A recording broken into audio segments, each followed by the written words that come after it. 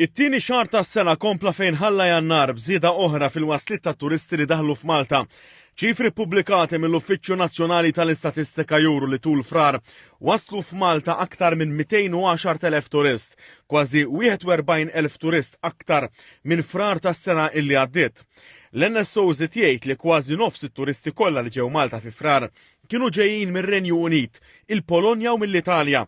Fħarsa lejn l-iljieli li t-turisti qattaw f'Malta, l-NSO qal li dawn żdiedu bi kważi 22% u qabżu l-1,200,000 lejl. Il-biċċa l-kbira ta' dawn l-iljieli t-turisti qattawhom fi stabbilimenti ta' akkomodazzjoni mikrija.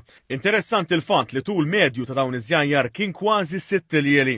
Dwar in-nefqa tat-turisti f'Malta, l-Uffiċċju Nazzjonali tal-Istatistika qal li fi frar in-nefqa tat-turisti f'Malta laħqet kważi il-127 miljun euro, żieda ta' aktar minn 32 miljun fl-istess xahar tas-sena l-oħra. Ras għal ras huwa stmat li kull lejl it-turisti nefqu kważi 119 euro. L-Uffiċċju Nazzjonali tal-Istatistika temm jgħid li t-turisti li żaru Għawdex u Kamuna kemm dawk li qagħdu għal ġurnata kif ukoll dawk li raqdu hemm ammontaw għal aktar minn 95,000 jew 45.4% tat-turisti kollha.